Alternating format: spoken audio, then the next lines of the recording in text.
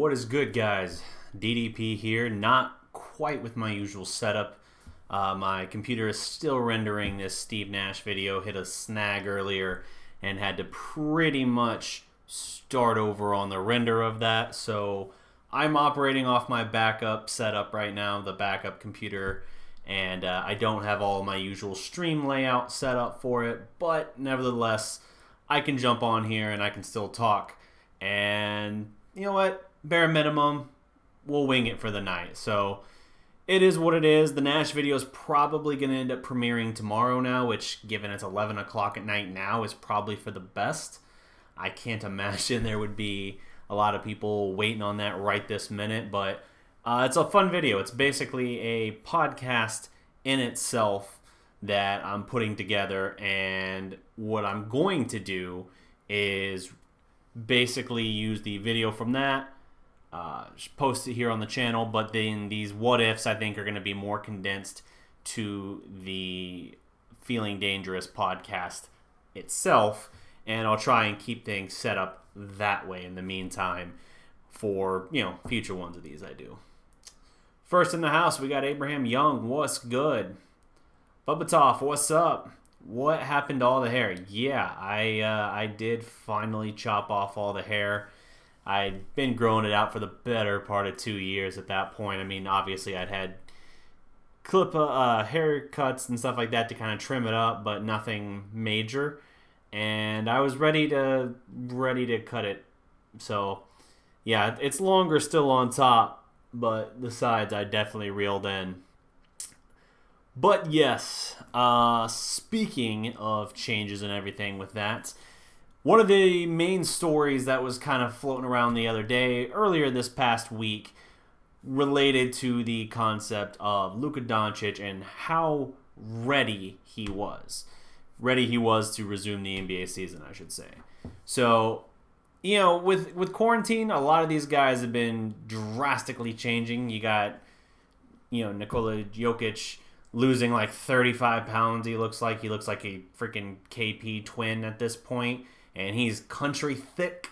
So going from that to where he is now, that's an interesting transformation for sure.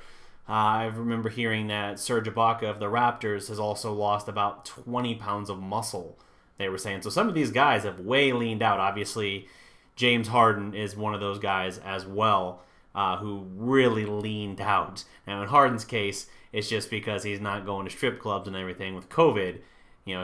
He's infamous for having his jersey number retired at a strip club for spending $1 million in one night.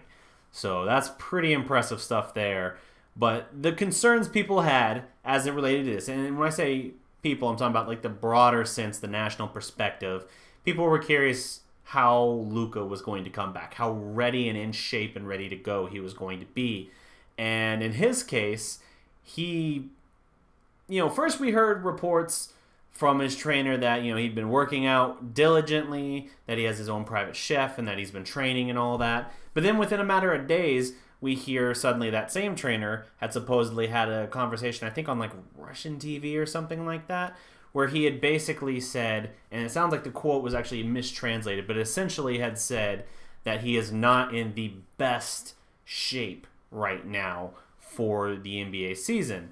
And it was kind of interesting because we've seen Luka post pictures on his Instagram and things like that about his workouts. And you see, like, he's pretty lean. I don't know if he's necessarily as lean as he was when he was in his best shape during the season, but by no means is he the thicker, a little bit doughier Luka that we saw as a rookie at the very start of his rookie year.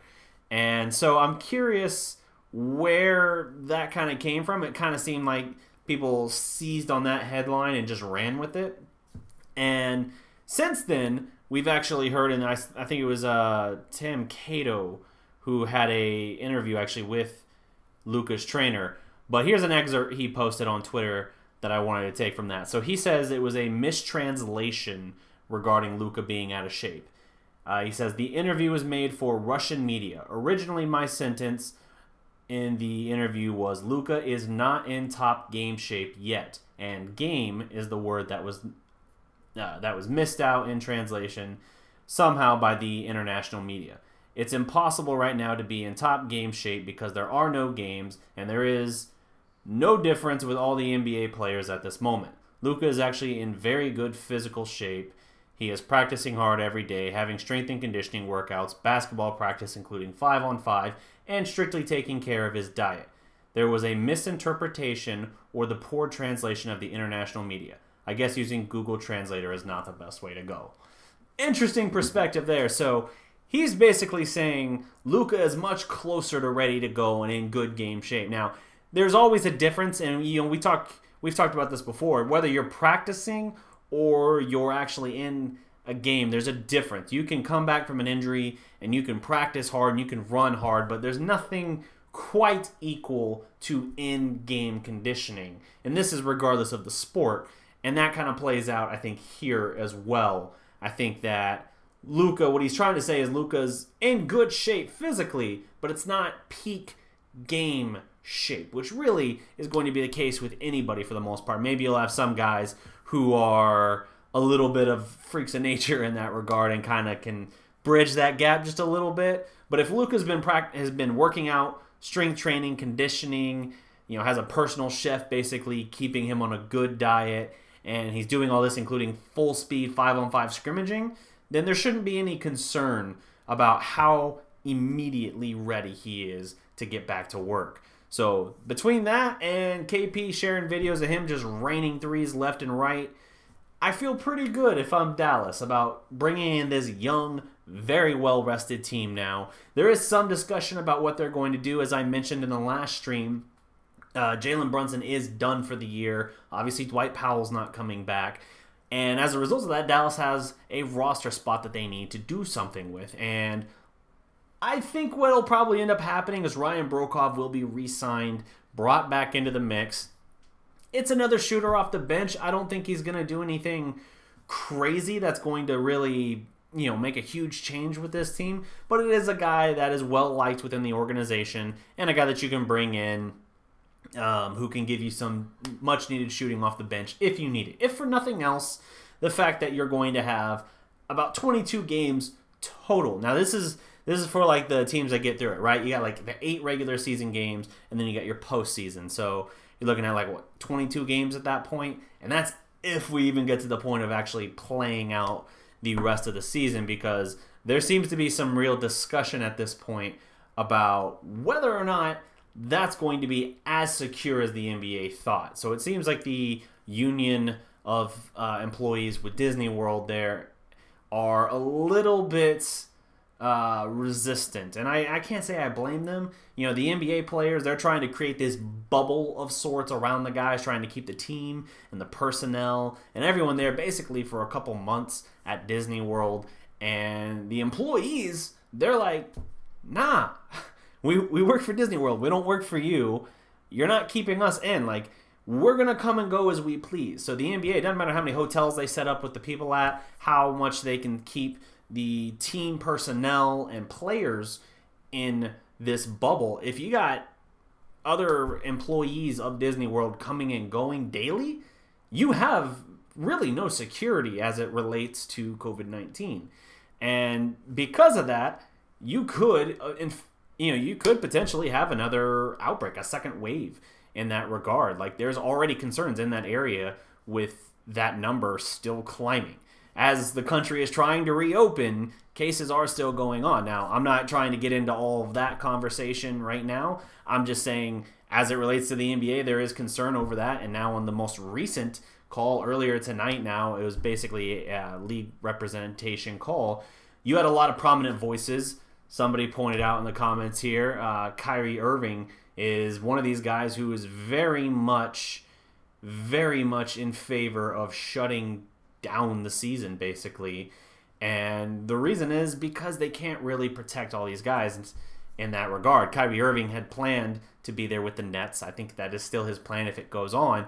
But I think these guys are just looking at it and they're saying, we're not able to protect this the way we want to, and we're assured that we would be able to. And that kind of throws a major wrench into things. If they can't secure this place as they need to, then, who's to say we don't resume the season, And then what happens if in the first round of a playoff series you have guys testing positive on a roster? Like, what do? Do you just stop dead in the tracks of the season? Like, do you call it there? It only took one prominent player, Rudy Gobert, testing positive initially to shut down the season.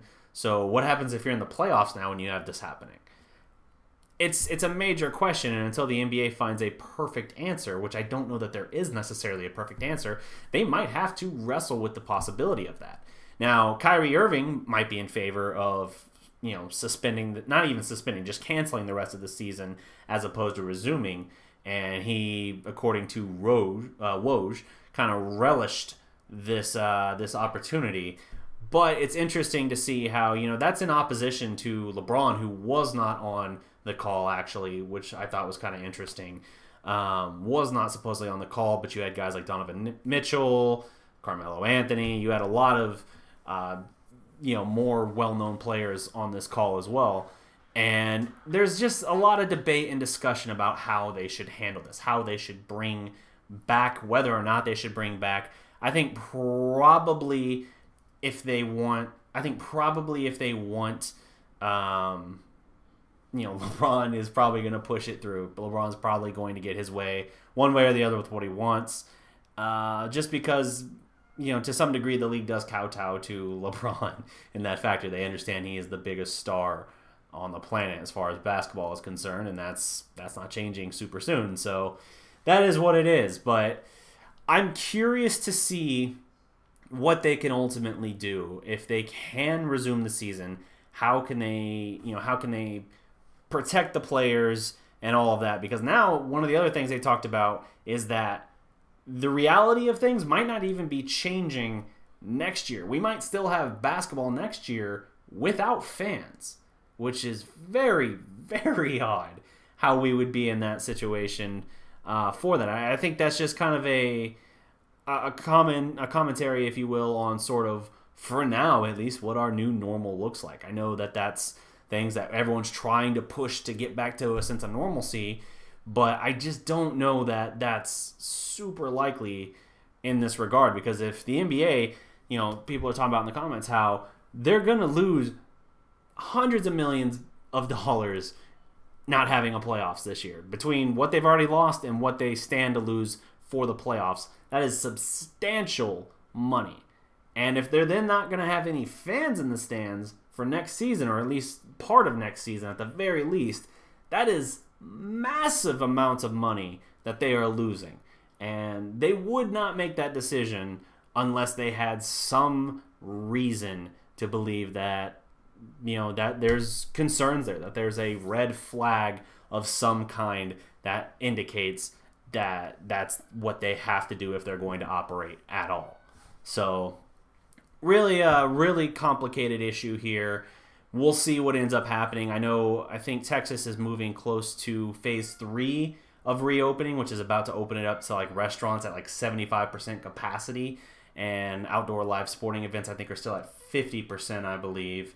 But it's every state is going on its own kind of plan for how they're reopening, and it seems like there's kind of mixed data there in terms of how well that's working for them versus the trade-off of additional new infections and contamination and things like that. So I don't know how the NBA is going to rectify the situation. It's just a complex issue. What I do know is if we do somehow have NBA basketball for these last 8 regular season games plus playoffs, I feel good about where the Mavericks stand, because I think Luka is much closer to game ready than the quotes, which anytime you see a quote like that, if you have a translation issue in there, you should already kind of wonder, like, okay, is there something there that could have been possibly misconstrued or not communicated as clearly?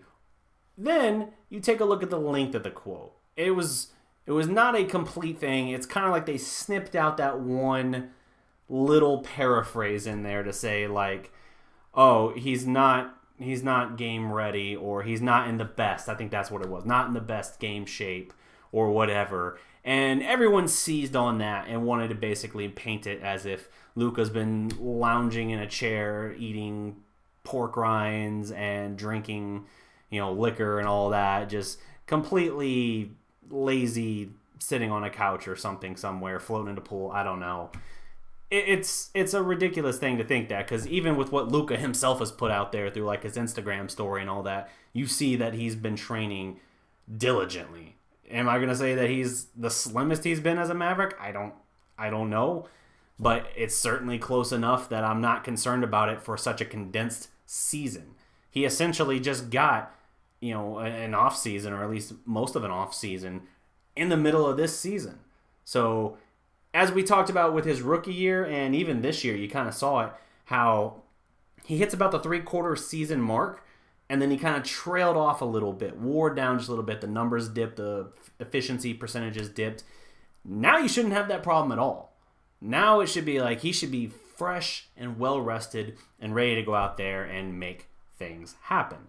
If that's the case, I feel really good about this team, man. Luka and KP. Now, I want to see how KP is shooting the ball and things like that, because we know, at least from an offensive standpoint, how drastic the change and difference can be in his game. When he's hitting his shots, when he's dominating offensively, he is a monster, because he's already a beast on defensive end of the floor. But you put that offensive game into work, and he will carve up opposing teams. But when he's not working offensively, then he's pretty one-dimensional for us. Still gives us good rebounding and great rim protection. That's great. That means he still has quality value for us, but it's the difference between being just a quality player and the unicorn.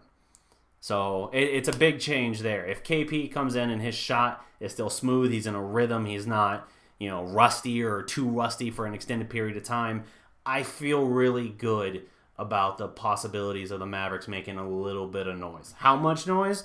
We're going to have to see who they end up squaring off with in the postseason, assuming we get that far again. But if we get to that point, I feel good about the Mavericks at least giving a fierce challenge in the first round to whoever they draw, even if it is the Clippers. Let me run through some of these comments here. Let's see. Karam, what's up? Kyrie wants to cancel the season. Yep. Do you like the 1-16 playoff plans? I kind of think, in a grand scheme, I don't love it. Like, if you look at the history of the league, I don't love it. I prefer the 8-8. However, it is really hard to argue that for the most part in this century, now going on 20 years, that the Western Conference has been heavily stacked with the better teams. Now, you might have 2, maybe 3 teams in the East that can play with anyone in the West, but the fact that you have a lot of years where the East is sending in sub-500 teams to the playoffs, that's a crock. You can have that, and meanwhile, you can have a team in the West win 47 games in some years and not make the playoffs. That's ridiculous, I think. So, in that sense, yes, I do think your best 16 teams should go, and I think it could be one of those things where the league evolves that direction, just like they got rid of the importance of the division winner. If you remember, and I just talked about this in the video earlier today, the Nash What If, but in that 2006 Mavs-Spurs series, the reason the Mavericks were the seed that they were was because they didn't win their division. And so as a result of that, even though they knocked off the Spurs and had won 60 games, compared to that year the Suns, who had won 54 games, the Mavericks had to go to Phoenix to play the Western Conference Finals. And after that, the NBA kind of realized, like, hey, that's kind of dumb that, the Mavericks had the third best record in the West, but they had to be seeded, 5th? Because they weren't a division winner. Were they really that low when they win? I'm suddenly blanking on that. They were a 60-win team, but because they didn't win their division, they didn't get home court advantage, and it kind of just didn't make sense. Like, they had home court advantage against the Grizzlies, so it was probably the 4-5 matchup in that case. But yeah, they changed everything because of that. I think just like that happened, and now the division winner thing means even less than it did before. I mean, you might as well just do away with divisions. I think it's the same with this. If they had moved towards this, the 16 best teams, regardless of conference, then I think that's probably where it's evolving. It kind of ignores the history of it, but that's not to say that it's worse. It's just something that'll take getting used to. Glad, what is up? Let's see here. Hoping he could pull off a Nikola Jokic style transformation. That would be a bit much. Jason Bryant, what's up? Rafa, what's good? Micker45, what's up? Let's see here. Dana, what's up? He says, Russians translated badly Luka's coach's interview. Luka's fine, but at least his haters are happy for a while. You look good, by the way. New girlfriend. Thank you for the compliment. No new girlfriend. My wife would be very upset with me if I had a new girlfriend. I am at this point, I mean, give or take, it depends on her schedule. But I am at most probably 6 days away from welcoming my first child. So that'll be cool. My wife and I are expecting. So that'll be a reality check here real soon.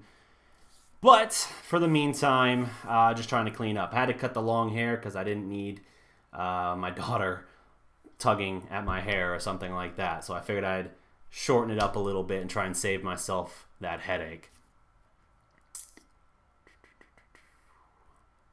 Cowboys X Factor, what's good? Hey there, DDP. I was hoping Jalen Brunson could be ready to come back, but he will not be, unfortunately. However, the Mavericks do have depth at the guard spot. That is true. Jalen Brunson will not be making a return, unfortunately, but he will be good for next season, which again will start probably around Christmas. It sounds like on that, so that'll be good for him. And yeah, for the sake of this season, it is a loss. It is another role player, even though he's had kind of an up and down year. I think it is a loss for sure. I imagine Dallas will bring back in Ryan Broekhoff to fill his spot at that point. But I'm also curious to see what the Mavericks do with this kind of second mini training camp, what they're able to do, if they're able to implement a little bit better and integrate Willie Cauley-Stein and Michael Kidd-Gilchrist. I'd like to see them do more with that because both of those guys can certainly offer more than we were getting out of them right before play suspended. But we just have to see. We're going to have to take a look at it and see what the outlook is, you know. I trust Rick as a coach.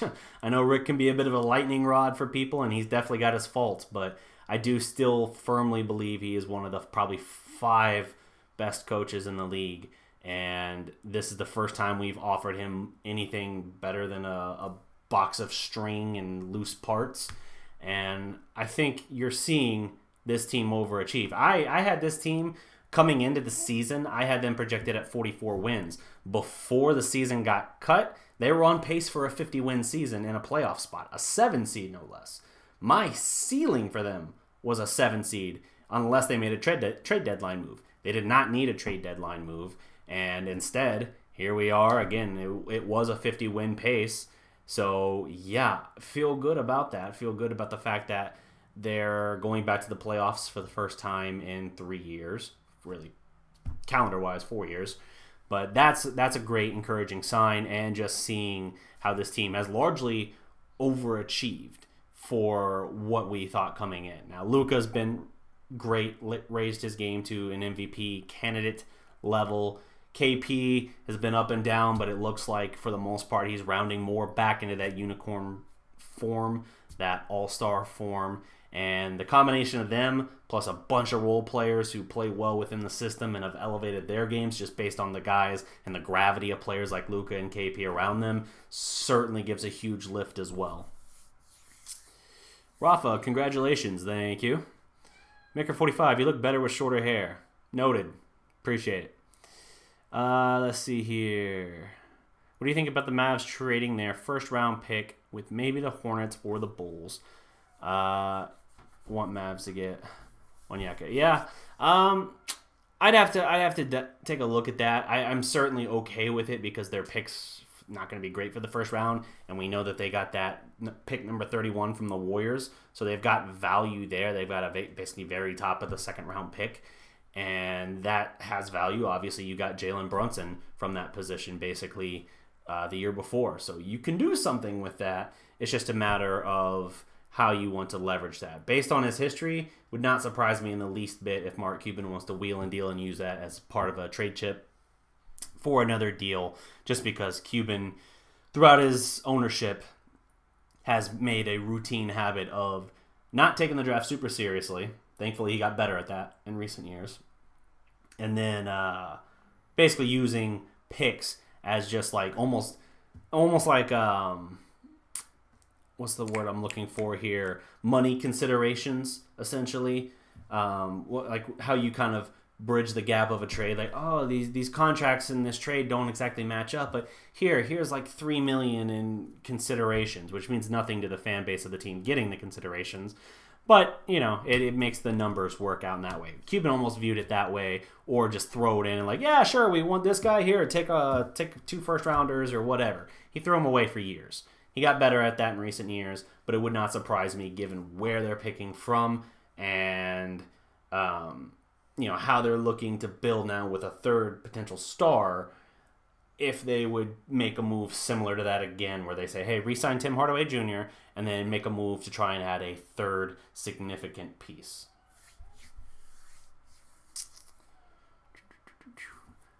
Mavs could give up Hardaway and take Biyombo from the Hornets. I think they're going to keep Hardaway Jr. They need a center to protect KP. Probably, yeah. I mean, that's a discussion that we've had. They do like Dwight Powell. Say what you will about him. I know he's a very polarizing player, but his stats in the pick and roll are undeniable. His impact on the team is certainly notable as well. He's very well liked within the organization and the locker room, and he's a guy who, yeah, he's effective in that role. And you could say about protecting KP, he broke out when they moved him to the 5. Really broke out. When Dwight Powell went down with the Achilles injury, that's when KP broke through and started playing the best basketball of his season. So he might be better suited, given our basically stretch motion offense that we like going with Carlisle. He might be better suited as a 5 in Dallas.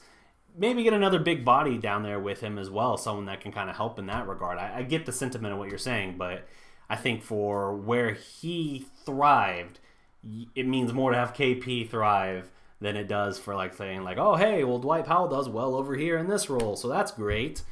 Yeah, so they'll have to figure it out, but they got plenty of time for that. KP can't handle Embiid or Gobert. The good news is he's not going to have to handle Embiid unless they're playing the Philadelphia 76ers in that regard. So I'm not especially worried about that matchup. And they beat them in Philadelphia earlier this year without Luka. So, and KP had a huge game, if I recall, in that game. So, yeah, I get what you're saying. I understand the sentiment. And yes, Gobert does give KP serious problems just because of his physicality. That just comes down to, pushing him off his spots, being physical with him. That's how, for years, people beat up on Dirk, and eventually Dirk got to a point where he could kind of play through that and overcome that. So KP is going to have to kind of learn a similar lesson. Karl Malone used to beat the shit out of Dirk for the first few years Dirk was in the league. And, this is his challenge. And, hey, look at that, same team.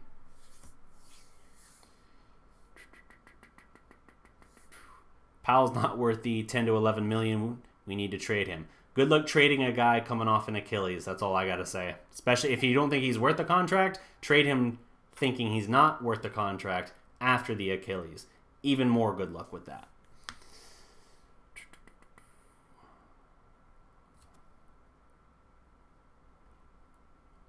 Next season, the trade deadline. Oh, let's talk about that. What would it take to get Giannis? The world. The absolute world. Even if you wanted, of course you want Giannis. I'm saying even if you had a realistic opportunity to get Giannis, it's going to cost, at the very least, like multiple first-round picks, like 3 first-round picks, which I don't even think we can offer that right now. You'd have to make a 3-team trade. You'd have to give up KP at the very least. I know you're not giving up Luka no matter what. You'd have to move heaven and earth. You're not getting Giannis in a trade. If you're talking about free agency, I think that's, again, very slim. I think he more than likely stays in Milwaukee. And if he doesn't stay in Milwaukee, you probably have a bigger threat of him going to one of the LA teams if they can figure out how to swing that salary cap. And yeah, it's a complicated situation. Would he fit great here? Hell yes, he would. But again, we're going to have to see what the new projected salary caps are for next year, because that obviously greatly changed. Even what it was reported as right before the shutdown is no longer accurate, because it sounds like based on the loss of revenue, the impact is like $25 million plus per team in terms of salary cap next year. That could potentially impact or blow up some of these team rosters right now, where someone's not going to be able to hang on to a player. Whether or not they're a free agent, they might have to move. You might have an option to make trades to pick up some of these guys to kind of bridge this gap a little bit. And if that's the case, then I think Dallas should be very savvy there. They've been very good. If actually, as terrible as the Mavericks have been in free agency under Mark Cuban, they've been brilliant in terms of getting trades done. And a lot of times they do well. Like, they give up like a sack of beans and end up with, just a great trade-off. The KP trade, my God, I can't believe that we were still like at the trade deadline this year with some Knicks fans claiming that they won that trade. Are you serious? We got the unicorn at 24 years old, and we gave you Dennis Smith Jr., who you don't play and who you've unfortunately ruined completely, Wesley Matthews, who's gone, DeAndre Jordan, who's gone, and what, a meaningless couple first-round picks that, because of how we're performing, aren't even going to be high, like lottery first-round picks? Dude, you got nothing in that trade. The fact that Dallas made that trade is unreal. And that's why Mark Cuban addressed that trade, saying it's kind of like our James Harden trade, and he was citing the Oklahoma City Thunder trade with the Houston Rockets. Now, in that case, I think OKC got more than certainly New York got. Kevin Martin was with them for 1 year. He basically filled into the Harden role, averaged like 15 off the bench, but he wasn't Harden, and he was gone after that year. They got the first-round pick, which became Steven Adams. That's at least been very good for them. But yeah, I mean, for the most part, no one doubts or no one questions that the Rockets won that trade. Just like no one should question the Mavericks won this trade with the Knicks. Similarly, you look at, I think, a more even case, even though like you look at it on paper at a glance and you might not think that, a more even case, I would say, is Oklahoma City and Indiana. Indiana got Victor Oladipo, who, yeah, now he's coming off the knee, and he's a bit of a question mark, but he was an all-star for them and a stud. Domantas Sabonis, a perennial six-man contender. He got a big contract there. He's great for them as well. I very much like his game. I was actually sad for the Thunder seeing him get traded in that deal, although I understood that you had to do that. And Paul George came to OKC, played 2 years. They then made the move on Carmelo Anthony, which then got Russell Westbrook to sign this new Supermax deal. But after a couple of years, all three of them are gone. And so on paper, you might look at that and you might say, well, shit, Indiana clearly won. But look how many draft picks Oklahoma City has now from trading Paul George, from trading Russell Westbrook. Like, they have serious draft capital, like 7 first-round picks between now and 2024. Like, loaded with draft capital. And they're the 5 seed. And the team that I had them as a bottom 5 team in the West this year. And yet they're the 5 seed.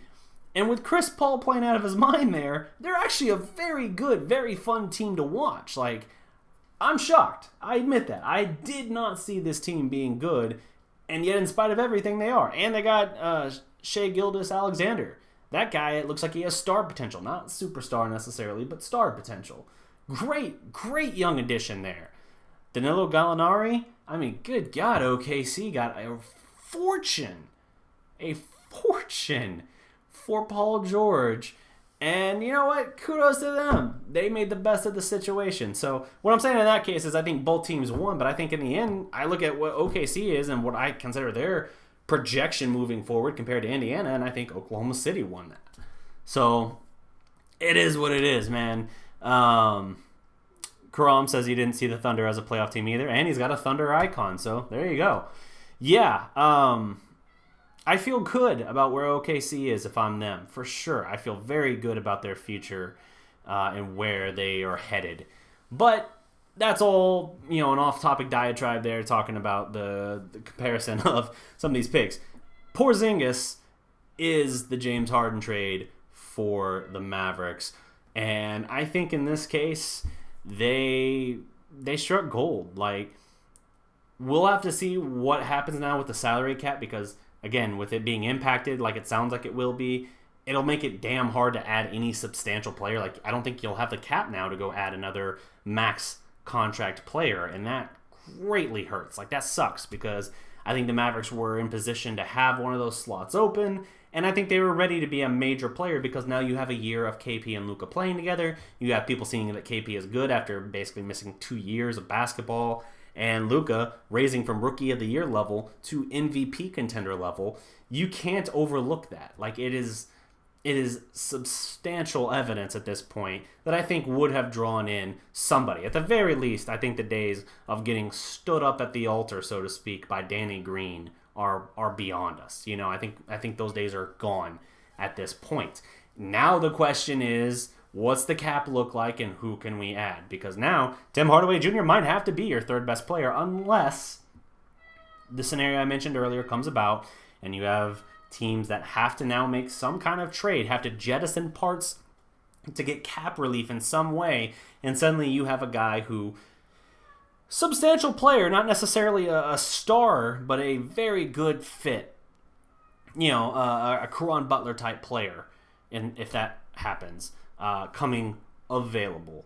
If that happens, then maybe there you can salvage the situation. But I think the notion of Dallas adding a Giannis or anything like that, granted that's further down the road, I have a hard time seeing it, man, because the pecking order gets crowded. I think KP has shockingly shown that he would be willing to be, obviously he's willing to be the number 2 guy. He's not pushing to be the number 1 or try and dethrone Luka for that claim to that seat.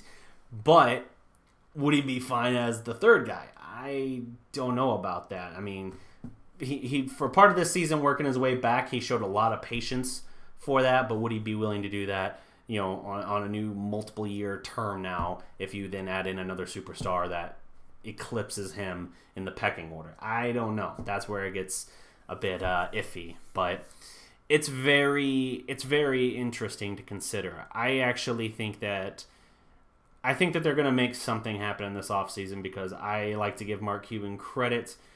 When he has a contender, he tends to find ways to keep them relevant. And it's not always the splash pick, right? Dallas has a history of what he calls fallen angels. And that's your guys that people think are largely done or over the hill, and they come to Dallas and they kind of revive their career a little bit. That's your Jerry Stackhouses, your Monte Ellis's. You got players like that who come in. Your Vince Carters. Guys who come in and people think that they're essentially done or circling the drain. They kind of resurrect their career a little bit. Some of them go off and keep doing it, like Vince Carter for a little bit. Others, as soon as they leave Dallas, it's almost like they're just gone from the league, gone from the spotlight altogether. It just depends. But with that being the case, I think they're likely to find something good that can help build this team in the direction that they need to keep moving, because the defense needs to improve. KP is a great rim protector, but Dallas is still like 19th defensively this season. That's not going to cut it. Now, if you got enough firepower to throw at them offensively, they're a historic all-time great efficiency offense in NBA history, eclipsing the Warriors quartet with Durant, eclipsing the recent Houston Rocket teams.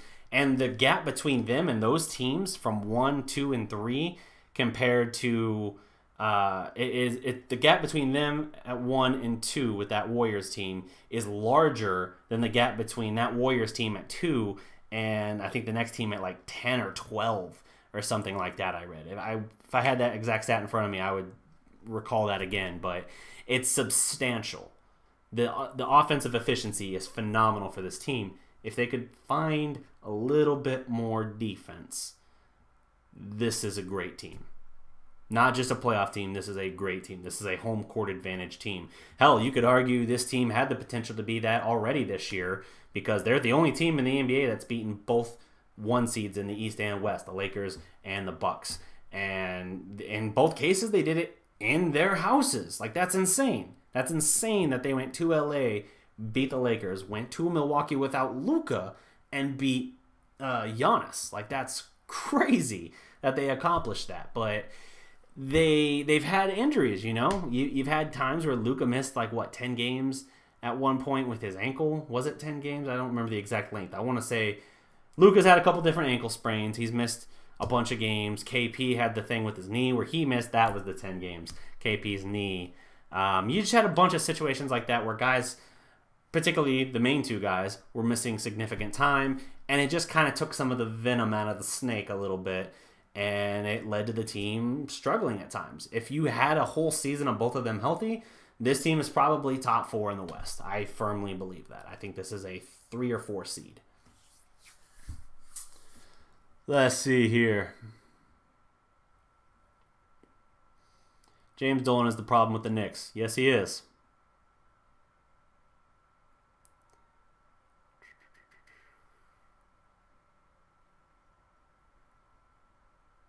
Thunder and Mavs are my only 2 favorite teams, says Karam. Same here.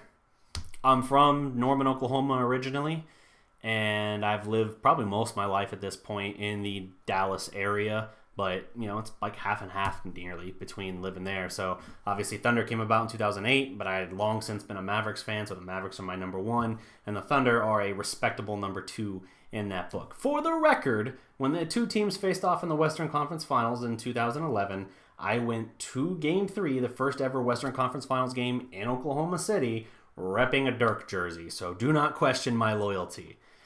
Let's see here. I think Giannis could go to Boston. That would be a great recovery for them after some of the jettison. But I still like the Boston team. But they lost a couple parts for sure in the last year. Yeah, you're right. Defense needs a lot of work. That's why I wanted Onyeka, maybe trade for Steven Adams. Steven Adams has been made available. The question is, what's the cost going to be to get him? I like Steven Adams. I like Steven Adams a lot. Now, he's a little slow in terms of foot speed and horizontal movement, and you could say in the modern NBA, a team like the Warriors from the last couple of years, granted the Warriors are garbage this year, could really beat up on them, and we've seen that play out in the playoffs as well.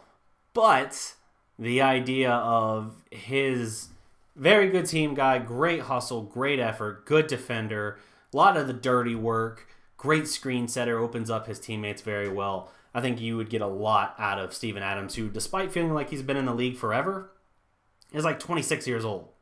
The guy is not old at all. He's just been around since he was 19, so like starting basically.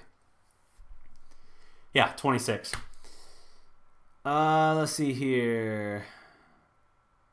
Yeah, I don't think Gobert. I know there was tension initially between Donovan Mitchell and Rudy Gobert, but until the offseason anyway, you're not going to have any kind of possibility even for a trade, and there was just too much time. I think they're gonna eventually get past the ridiculous thing of Gobert infecting Donovan Mitchell and other Jazz teammates. But we'll see. I don't think they let him go. I certainly don't think they let him go for like a cheap cost. I think they're still gonna ask for the moon because they want the excuse of being like, oh, see, you didn't want him here, so we tried to let him go, but I guess you're just gonna have to try and play with him for now. But I think they'll get past it. I think he'll stay in Utah for now.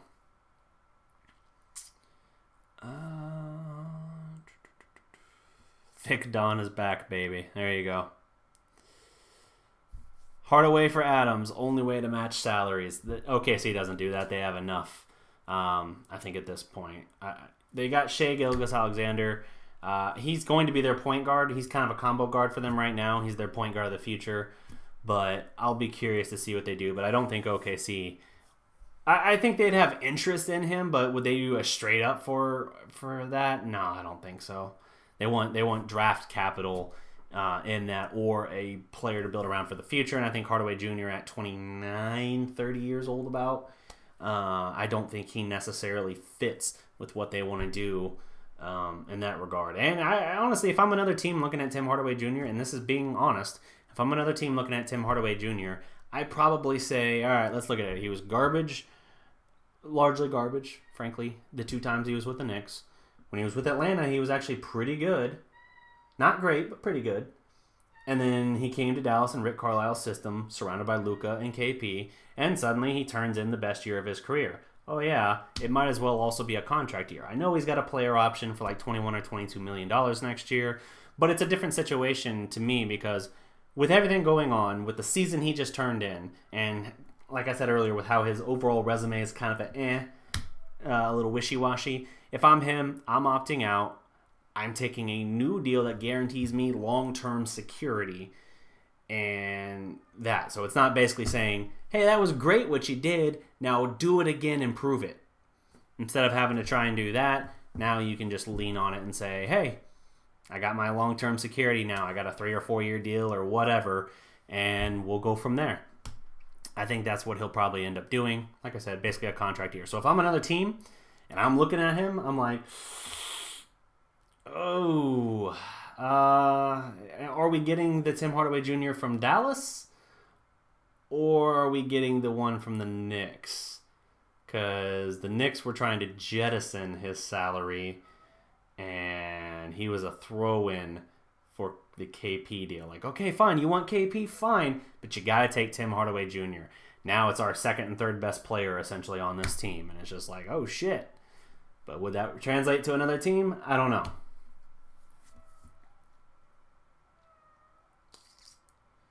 Dallas's ideal center would be a two-way center forward that can space the floor. Yep.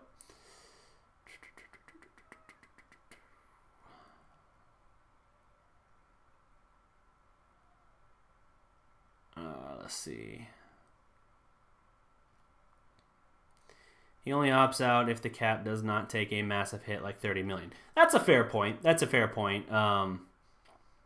for that argument, I should consider that for sure. If the cap draws back, then yeah, he probably would just opt into his deal and hope that it stabilizes in the next year. So there you go. There is a fair argument to be made to the contrary of what I literally just said. See, I'm willing to acknowledge if I make a mistake or don't consider something that didn't come to mind at the time. Let's see. So we've been going about 48 minutes here. Yeah, the Steve Nash video, it's rendering. Like I said, if you just now joined or if you missed the start of the show, I finished rendering it. I was in the process of uploading it, and then I noticed, like, crap. I had a mistake in the video that I had to fix. Just a gap where the two layers weren't synced up, so you had about 16 seconds of just blackout, nothing happening on the screen in the middle of the video. Kind of shitty, so I said, you know what? It's late. It's a Friday night. Let's just fix this, re-render it. I'll run the stream on the backup computer, and we'll go from there. We'll upload it in the morning. So I think that's what I'm going to end up doing. I'm going to probably upload and schedule it for a premiere. I want to post it tomorrow, but I don't know. What do you guys think? Do you guys like doing premieres on the channel? Do you like still having the chance to jump in the live chat here and kind of communicate with me a little bit? This video, I will say this video is about 45 minutes long. It's basically a podcast format of a what if that I'm doing, and the audio from that will go up on the Feeling Dangerous podcast as well. I started out trying to do a bunch of editing and a bunch of extra stuff thrown into the mix as well, kind of like I did with I know this is a different genre, but like I did with the Thing videos. But that just takes days and days worth of work. I'm literally a graduate student with a baby on the way in 6 days at most. And so the idea of days and days editing this one thing when I'd already been like overdue getting this video to you guys just kind of didn't sit well with me. I was like, maybe eventually I'll get to a point where I can have like a full-time editor and I can just basically record the stuff, send them the materials, send them the raw materials, and be like, hey, here you go, put this together for me so I can, upload it or something like that. I would love if I could set that up. There's a lot of things I want to do with the channel, and it's just a matter of getting there, right? Like, I want to have brand ambassadors. I want to build things up where we're sharing clips and actually building up the community in a way as well, where we're interacting more freely, not just in the live streams here in the chat, although I love talking with you guys, obviously, in the chat as well. And if I can get to that point, and I can get to the point where we actually have, like, an editor or, God help us, a producer, then I think we can take this thing to the next level, and I can commit to this more full-time. But there's just certain markers that I have to reach first with that. I have to make this thing, like, sustainable. And right now, it's just not at that point yet. I'd love... and with everything like it is right now, anyway, it's hard to do anything beyond just these four walls of this room I'm in. Let's see here. What do you think about Miles Turner? I like Miles Turner a lot. If that was any way an option, I'm definitely listening, for sure. What do I think about Kyrie's comments? I think the NBA has a problem right now ensuring the absolute... bubble basically around it, the containment and safety of the players and their employees. And I think that they, until they get that resolved, now have a serious problem. Even though they've already announced a return date, it sounds like everything's not squared away like they hoped, and so they're gonna have to figure that out, or they're gonna have a greater issue on their hands. Heck yeah, live stream is awesome. Cool live stream with comments. There you go. Love the back and forth format. Sweet. Wow, congrats, man. Thank you. This is game. Where do I go to college? I go to college at UNT in North Texas. It's in Denton. I'm at the Mayborn School of Journalism. Currently, I'm dual enrolled, so I'm knocking out the last bit of the bachelor degree with a master's degree as well. Master of Journalism. Sounds real fancy, and almost like the name of it was written by like a 5-year-old, like, I am Master of Journalism.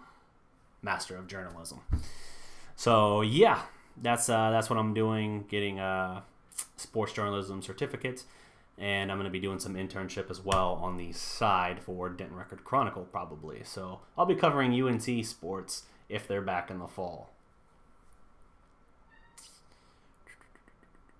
NBA needs to start boxing and UFC. Already started. Yeah, but those are a little different. You can contain those a little bit more easily than you can the NBA. Not as many moving parts. What about Thomas Bryant from Washington? Averaged 10.6 rebounds with a good 3-point shot. So if you're talking about... Are you talking about a draft pick there? Or are you talking about someone on the Wizards? Because I got to tell you, I don't know jack about the Wizards right now. But yes, I think we're gonna go ahead and wrap up this stream. Thank you guys for tuning in. Again, a little bit of an impromptu setup here, not my typical spiel. I tried to at least somewhat make it resemble it. Wizards player, there you go. Let me see, Thomas Bryant. That name does ring a bell. I'll have to look at it, but 10-6 with a 3-point shot, proven at the NBA level. Yeah, I'll take a look at him. I'd be curious to see, too, what the contract would look like in that situation. But, yes, so we will return. Again, I'm going to try and do more of these. If you guys are interested in doing any more of these things, whether you want to pitch content to it, like segments you want me to record for or anything like that. Not saying it has to be like the full 45-minute thing like I did on the Steve Nash What If, but, just individual segment things. A video I can do in 15 minutes, 10, 15 minutes, whatever. Go ahead and send them to me. We got the Prospect Discord. It's in the community thread there on the channel. And the Discord link is there for you guys. It's basically for segment pitch ideas. If I like your segment, I'll go ahead and put it on. I'll give you a shout out in the video I do it for. That'll be something we're doing as well. And if you're interested in any other involvement, even if it's like a pseudo brand ambassador type thing, let me know. Click the join thing down there. That's one way you can support it. Also could check out our Patreon as well. again, as I'm trying to do more of these, it really just boils down to how we can build this up, how we can grow the community, and that support, everything gets invested right back into it. It means everything to have that. So until next time, guys, that's my time. Don't forget to like this video, drop a comment. Well, you're already in the chat, so you've been dropping comments, but like this video. Until next time, remember, every legend was once a prospect. Peace.